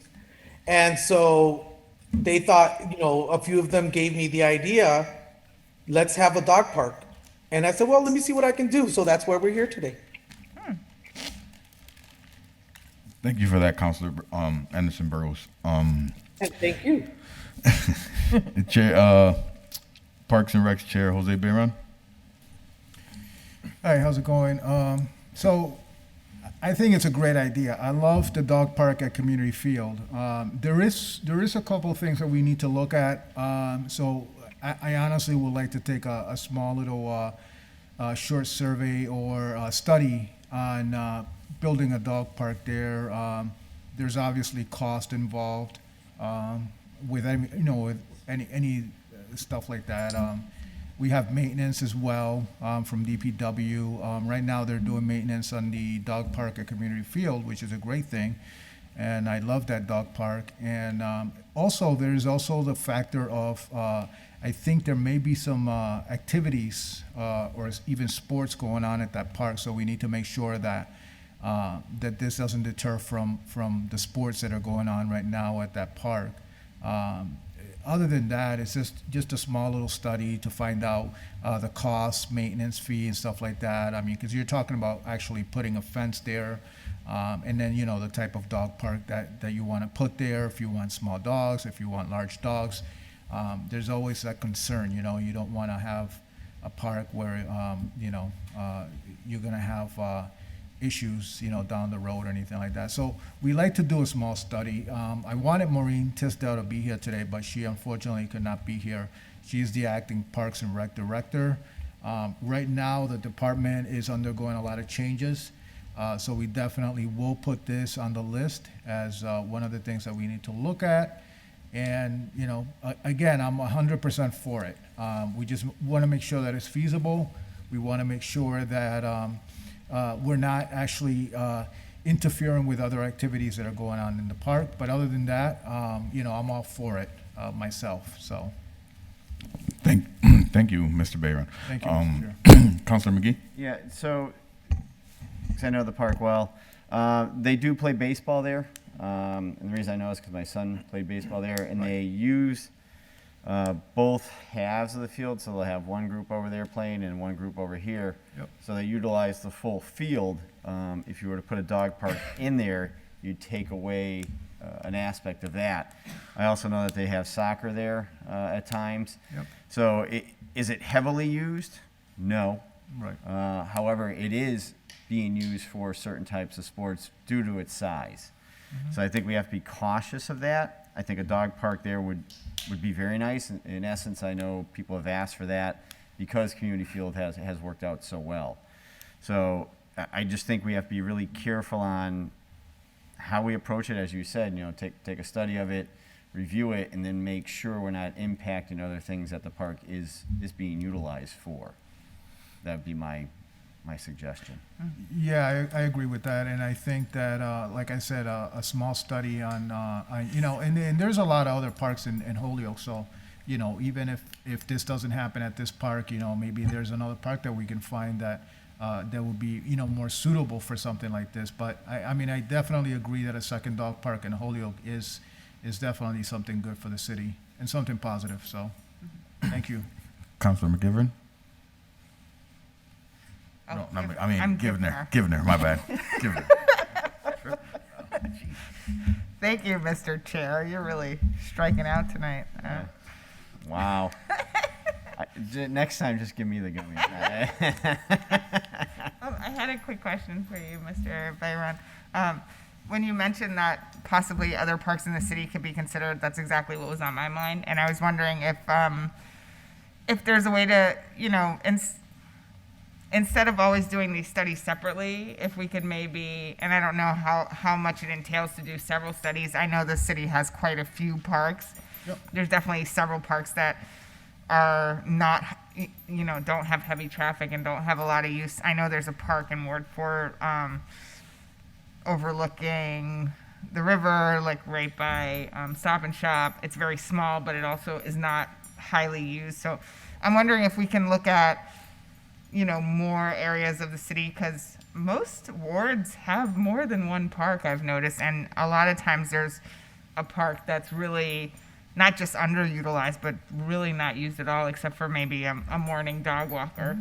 So I'm wondering how feasible it is to do like a citywide study that targets maybe at least one park in each ward to see if, you know, if there are any good parks that would be ideal for a dog park. What I suggest first, and I think that's a great idea, and definitely not off the table, but what I suggest first is basically doing the small study to survey the actual suggested park, Rohan, and see if it's actually possible there. If it's not possible, then I totally agree that we can open up the search to other parks in the city. We can include DPW engineers and stuff like that to see what they suggest, see what they recommend and stuff like that. But I agree 100% that if it doesn't work at this specific park, we can open up the study so that we can look at other parks and see what's available. But I agree with you. Yes. Yes. Thank you. Thank you. I was gonna also add that I think softball sometimes uses the space as well as baseball and soccer from time to time, but it's mostly in the spring, early summer, and then after that pretty much dead zone until the next year. Counselor Murphy Ramboletti. Hi, everyone. I just wanted to throw my 2 cents into this conversation because I love it. And I would also just like to say out loud for the record that, you know, whatever we do decide, I agree with everyone that there's definitely a need for more of this. Whatever we do decide, I hope that we keep in mind issues of equity and a place that is accessible for everyone, because as great as the community field park is, it's not accessible for everyone. And, you know, my personal favorite place, just because, is Pulaski Park. And so maybe that could be an option there. There's a lot of really great parks in our city. So I'm just overall very glad that we're having this conversation, but just want us to keep in mind making things as equitable as possible. And thank you, Jose, for being here tonight with us to share your knowledge. I'm excited to meet you in person sometime. Thank you, Counselor. No, anybody else? Don't see anybody else. Motion to table, come back in 60 days? More time on a... I think 60 days is good. We're in the process right now of seeking out a new parks director. So we could definitely come back in 60 days, and this could be definitely on the list to do for the new director as well. A motion to table to follow up in 60 days. Second or third. Second. All in favor? Aye. This motion passes 3-0. Motion to take up item 11. Second. Second. All in favor? Aye. Item 11, filed January 18th, 2022, by Councilor Juan Anderson-Burgos, ordered that the cross street does not stop signs be placed on the stop signs where Locust meets Hampshire. There have been many near misses from drivers on Hampshire, likely expecting drivers on Locust to stop at the intersection. We have the city engineer, Bob Parent, with us, but let me allow Councilor Burgos to elaborate on the order because he filed it. Councilor. Say that 5 times. Yes, thank you. Thank you, Mr. Chair. Say that 5 times fast, right? Yeah. How you read this order is so confusing. Even I had issues, but I mean, obviously, because I know what this order means. So let me first start by saying I should have added Councilor Givner, because this also is in her ward. So forgive me for that. But so this intersection here, I was actually in an accident back in 2014 or 2015, something like that. I was in an accident. And so as you're driving up Locust Street, when it intersects with Hampshire, there's a stop sign on Hampshire, but there's no stop sign on Locust. Now, the issue is not that Locust doesn't have a stop sign. The issue is that when the person on the other side comes to the stop sign, they're assuming that the person on Locust or the driver on Locust also has a stop sign. So then they pull out as you're driving up. So the cross street does not stop. It's a little sign that goes below the stop sign, alerting the driver that the stop sign is not present or is not located on Locust, that they're the only ones that are supposed to stop and wait till traffic stops so that they can continue. Yeah. Did I explain myself, or was I as confusing as the order? Yeah, that's interesting. I'm interested to hear what Bob Parent has to say. Bob, the floor is all yours, I guess. Thank you. What I can say about this is it's probably one of the simplest sign orders that were received in a long time. which is good. This type of request doesn't require any study, doesn't require extensive evaluation per the manual traffic control devices. So it's effectively an order that we could proceed with immediately should the city council approve it. And it would be our intent. We have no objections to this sign and would install it if the order was approved. Second. A motion to approve. Do I hear a second? Second. All in favor? Aye. I guess motion has been approved. So that's 11. Yeah, we're. 5, right? Yep. So take item 5 off the table. Aye. All in. Aye. Second. All in favor? Aye. Okay. So item 5 is filed December 15th, 2020. I'm seeing Murphy and I'm thinking, like, Tessa, was it there then? It's Councilor Terry Murphy, Rebecca LISI, and Libby Hernandez ordered that the mayor and the health director appear before the Public Safety Committee to provide an update on the potential for the city to establish a homeless shelter potentially at the War Memorial Building, and we did need the mayor here for this. But it's fine, and we'll table it for another day. All right. Yeah. A motion to table. Second. All in favor? Aye. Motion. Item 5 has been tabled for a future date. Motion to take item 6 off the table? All in favor? Aye. Item 6 is December 1st, 2020, filed by Councilor Terry Murphy. Ordered that the Public Safety, give me a second, Safety Committee, that the Public Safety Committee meet with representatives from the Opioid Substance Abuse Task Force, the Health Director, to discuss the need for a short-term residential transition program to assist individuals returning from treatment program. The goal of this would be to improve chances of long-term success for these individuals. The resident capacity would be around 20 beds. Meet with representatives from the school.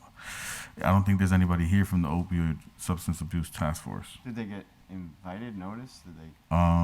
Jeff, quick question? Based on the last time it was taken up, like the health director was going to be the main point person for the discussion this evening, and as you know, he was not able to be here this evening because of family. Mm-hmm. All right, so make a motion to There table it that is. one. All right, thank you, Jeff. Motion to table item 6. Second. All in favor? Aye. Anyone opposed? 0. Item 6 is tabled. Motion to Take up item 7. Second. Motion to take up item 7. All in favor? Aye. Filed January 18, 2022, by Councilor Murphy Ramboletti and Councilor Israel Rivera, ordered that the city of Holyoke equally and equitably investigate air quality concerns relating to commercial uses in and around the IG zone, regardless of whether the commercial use is a cannabis business or a non-cannabis business. This item was for the last meeting, but we tabled it because our other counselor was out in Mexico on vacation, living the dream. Living my best life. So I'm sorry. She's here now to elaborate, and we also have present Sarita Hudson and looking for Ryan Paxton to also elaborate with regards to air quality. Go ahead, Tessa. Awesome. Thank you. Chairman Rivera, thank you very much. So full disclosure, this order is definitely more of, I guess it's more of a resolution.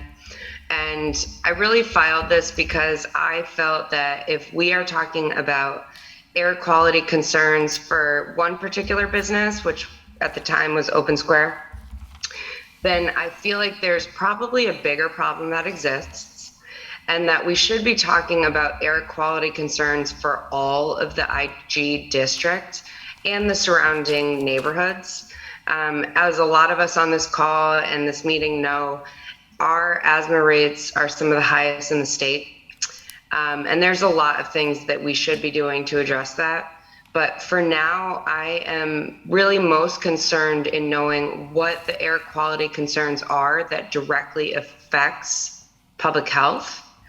And so, tonight I really just have two questions, and they could be for Sean with the Board of Health, which we can table and discuss later.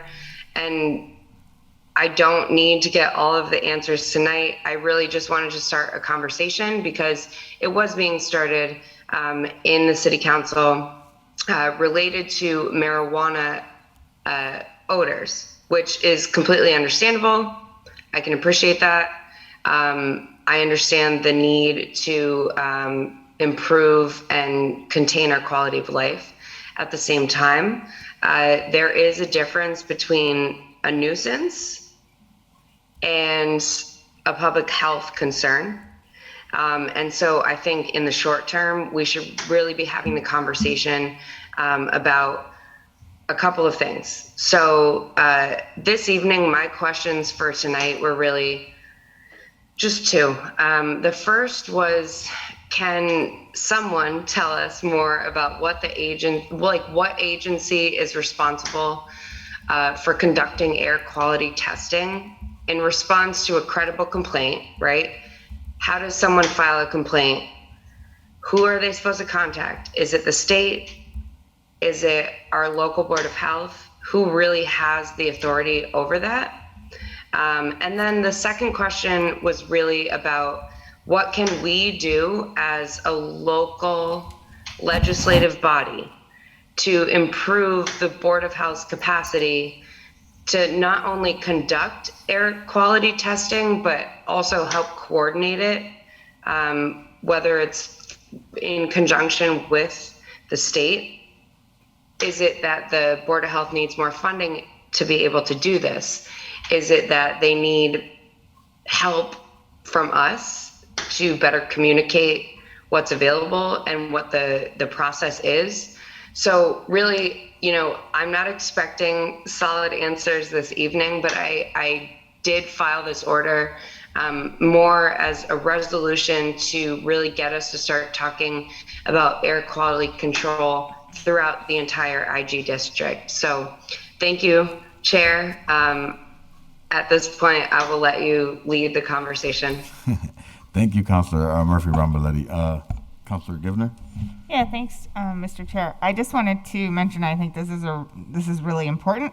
I also just filed an order, which has not made it here yet, but it is in regards to this, would piggyback on this basically, in that I was asking about having like a public health hotline and more information as to where people could call if they had a complaint.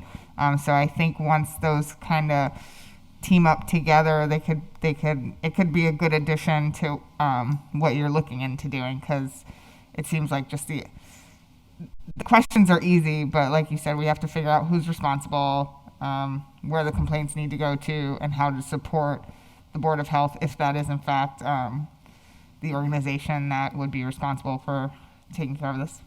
So I think it's great. Thanks, Murphy Ramboletti. Thank you, Councilor Givner. Thank you, Councilor Givner. Present with us, we have Sarita Hudson and Ryan Paxton. We don't have, Sean is out due to a family emergency, so he is not able to answer any of the questions, but I'm going to open it up to Ryan and Sarita to see if they can possibly answer any of the questions that were asked by Tessa as well. So if you guys would like to introduce yourselves, not both at the same time, and who you work for, and I guess elaborate a little more as to the air quality stuff that we're asking. Hi, so I'm Ryan. I work at the Board of Health here in Holyoke as a sanitarian. Hi, everyone. Can you see me? Yes. Okay. All right. So I think I can touch on this a little bit. I don't want to overstep in terms of kind of answering the broader questions for the Board of Health. But to address the hotline sort of thing, we do actually take complaints related to air quality. It's not something that we do very often, but we have received complaints in the past and either investigated them or referred them to the Massachusetts DEP. They're kind of the local authority for doing actual measurements and inspections, because we don't have, the tools necessary to measure air pollutants. With regard to regular monitoring, the EPA and the state do different types of monitoring and provide different levels of public data on that. And what I've asked Sarita Hudson to join us today for is to kind of discuss the Pioneer Valley Healthy Air Network, which is a project that the Board of Health is currently involved in that is a sensor network in the greater Springfield area that involves 50 sensors that monitor the particulate matter for particles that are smaller than 2.5 microns. Particulate matter is one of the criteria air pollutants, so one of the most important ones with regard to human health that contributes to general mortality, pediatric asthma, and kind of general cardiovascular disease outcomes. So that's why we're interested in measuring it. In addition to that, the greater Springfield area was formerly the capital for the childhood asthma rate in terms of incidence. We've recently become not the very top, but it's still a very large issue. So that is kind of the background for the project. And it's a multi-organizational group that has, I believe, about 11 member organizations, including the Holyoke Board of Health and the City of Holyoke at large. Yoni from Conservation and Development is also involved, but he's not available tonight to speak on the matter. And currently we have 8 different sensors that have been deployed in the City of Holyoke. So those are available on the Pioneer Valley Healthy Air Network's website. That's live data that anyone can check out, and that's also linked to the Board of Health website. We recently did a social media blast and added it to the news section. We're trying to get that information out to the constituents. And it's going to overall be about 50 different sensors that monitor this. And I think that Sarita would probably be able to expand on this a little bit farther. Thank you for that, Ryan. Go ahead, Sarita. Great. So, thank you. I'm Sarita Hudson. I'm Director of Programs and Development at the Public Health Institute of Western Massachusetts. And I've been leading the Pioneer Valley Asthma Coalition for over 8 years. And I will say that asthma is a very serious issue here in the Valley. We've looked at for reasons why the asthma is bad. And I think you heard a story of flooding in a home, and that could certainly cause asthma and trigger definite asthma attacks and hospitalizations. But we're looking now at outdoor air quality. And as Ryan said, this is a project that involves a whole collaboration with the Public Health Institute, with the city of Springfield, City of Holyoke, with Earthwatch. And the science side of things is led by Yale University, by Dr. Crystal Pollitt, who is both a public health epidemiologist and an engineer. And so what we are doing with this network, we are starting by measuring PM 2.5. We are also measuring ozone, which is also another thing. There are definitely many days of ozone exceedance in this area. To try to understand. So right now what we have on the network, it's showing every 2 minutes updating what the low-cost sensors, which have been calibrated to measure the same as the DEP very fancy monitors that are in Springfield and Chicopee. So those monitors will measure ozone and PM 2.5. In addition, Dr. Pollitt has developed a fresh air sensor that can measure VOCs, and we hope that we will be able to put those up at some point in the future so that we can measure volatile organic compounds. So that would be where we might be able to measure some of the issues that are related to cannabis, but that is not necessarily what we're looking at right now. The PM 2.5 would be from burning fossil fuels. So that would be either from traffic or from burning fuel of some kind. So that's what's going to be showing up on the PV Healthy Air Network. We have received a grant from the EPA to work on this project for 2 more years. And we will be working with resident advisors. We had resident advisors as well as our collaborating organizations that have helped us decide on locations. We have been very pleased with the support from the City of Holyoke, Holyoke Public Schools. Whitney Anderson was pretty amazing at helping us get those installed at some schools. And we hope to get all of this information to the, in curricula so that schools can share this information and that we can get those out. Thanks to Ryan for putting it out on social media. What our team will be doing after we get the EPA grant is doing some analysis and understanding over time, what are the hot spots? Where are the winds coming from? What sources could there be to cause the poor air quality that we're experiencing here? It's very interesting to see how right now everything looks green. It's looking pretty good. But over the past few weeks and in the winter, there have been some inversions, I think, where everything turns orange. So it's really important for people with respiratory illnesses to know that, and to know that this isn't a good time to be outside, and maybe you want to be wearing a mask or using air purifiers, but not the best day to go in to run around a lot. So we are definitely including on that website some information on how to use this data, and we'll be doing a whole lot more. We will also be translating that into Spanish in future. Cool, Sarita.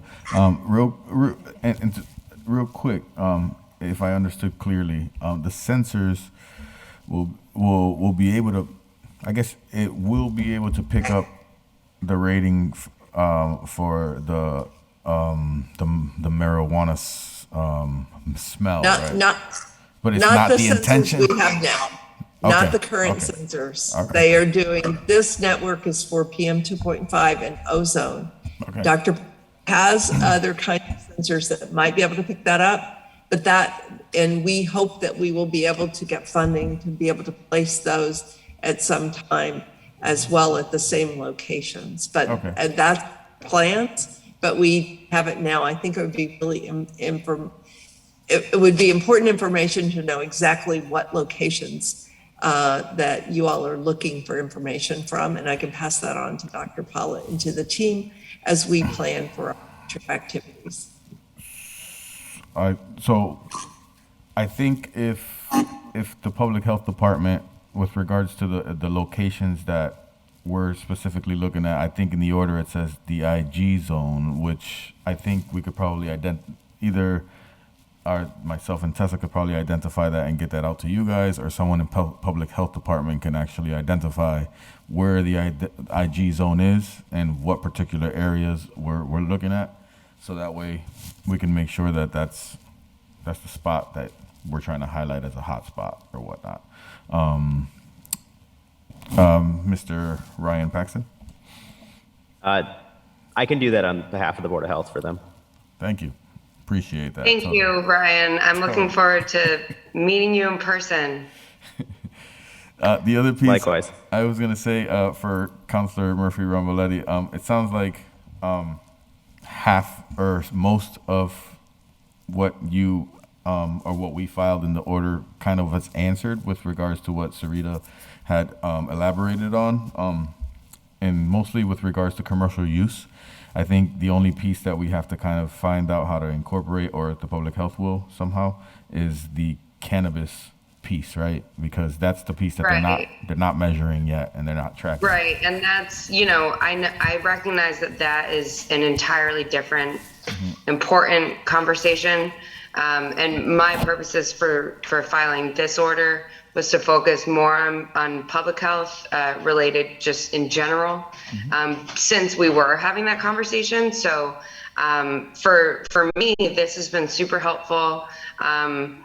Brian, I will definitely be reaching out to you, and Sarita, I'd love to, have a follow-up at some point, and we can just keep this conversation going. But this for me is a great start, and I think Councilor Rivera, we definitely should keep the conversation going related to marijuana odors. So I'm feeling like we can motion to say that this is complied with for now, and I think Councilor Givner has another one in the pipeline anyways that I have to find in the jacket. Yes, we can marry those together, I think. All right. I did have a question for Sarita and Mr. Chair. Go ahead.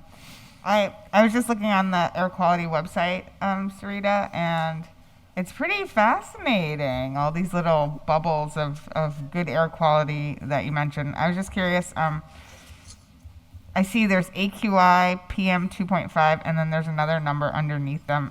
Can you give like a very quick overview of what they mean and when they're bad, what we can do about it? Okay, so I'm looking to see, okay, whoops, okay. So the air quality index, that's the 16, that's what they do. This is based on the EPA's number system during air quality, and PM 2.5, that is the very small, tiny particulate matter that gets lodged in your lungs and can really make you sick. So it's 3.7 microns. Anyway, this is, let me just see whether they describe, it's very tiny little spaces. So what this is telling you is that's how many microns, how much of it is. And then they turn it into this AQI measurement that's based on the EPA's measurements. Thank you very much. And when it's orange, like you mentioned, it gets sometimes, what is recommended that we do?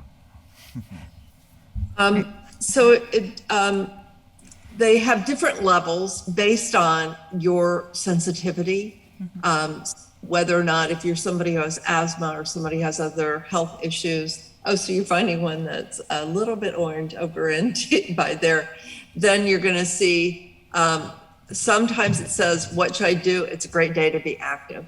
Once it gets more in the orange and the red, it will say people who are sensitive, you should stay indoors. You should consider whether to go outside, consider exercise. If you have an air purifier, turn that on, things like that. Cool. That it will give that kind of advice, yeah. Thanks so much for that info. Thank you again. This was actually very it helped out a lot. I'm not gonna lie. So motion. Awesome. Motion that it's been complied with. Second. All in favor? Aye. Motion has been complied with. Item 8. Second. Taking item 8 up, I hear a second. All in favor? Aye. Item 8 is June 16, 2020. Counselor Terry Murphy, Gladys LeBron-MARTINEZ, TALLMAN, and former Counselor LISI ordered that the Public Safety Committee meet with the Director of Board of Health and representatives from Holyoke Health Center, including Darren Beek, as well as Jose Bo, he no longer works there, as a representative from the school department, to discuss any ideas to improve the environment with the 4 lower neighborhoods where statistics indicate the highest levels and most severe cases of asthma. Asthma has also negatively impacted school attendance. Ideas to be discussed could include planting many more trees in each neighborhood, getting real-time air tests throughout the city by seeking volunteers who would use asthma inhalers embedded with GPS trackers to identify the most polluted neighborhoods. I put this order on the table. On the table, so that way I'm able to clean out the jacket. I'm taking time to try to clean out some of the stuff that's been in the jacket for some time now. This is actually not a bad order, to be honest, to follow up with. I kind of want to follow up with it. It's just that at the moment we don't have our public, we don't have the representative from Holyoke Health Center, and I think the representative from the school department I know it's no longer Jose Bo because I filled his space in, and then I left, so there's nobody there now. So maybe we could table this for another day to see if we could get more people to come in, or if it's okay with you guys, we could, what do you call it? Put it, leave? Leave to withdraw? Leave to, yeah, to withdraw. Do you want to follow up on it as an issue? I know Councilor Murphy was working, and we did have a meeting, I think, one time. It might not have been this order or something else. And I think it was this order, and there was really good collaboration on it, and then we want to keep going with it, and then it kind of went stale. Maybe give leave to withdraw and come back with a new order on it. With a newer order, yeah. Because it seems like some of the stuff will come up in the air quality studies when we start looking into the marijuana studies too. So we could kind of put all that together a bit. All right, so may I make a motion to leave to withdraw? Motion to leave to withdraw. Second. All in favor? Aye. 3-0. Leave to withdraw. Item 8. Motion to take item 9 off the table. Item 9's done. Done. Oh, yep, item 9 is 10's done. 11 off 11's the done. table. They're all done. Motion to adjourn. That it? I hear a motion to adjourn. Second. Oh, man, all in favor? Aye. 3-0. Good job, Izzy. Thank you, guys. I want to thank everybody for staying with us, and thank you for the time. Everyone have a great night. Good night, everyone.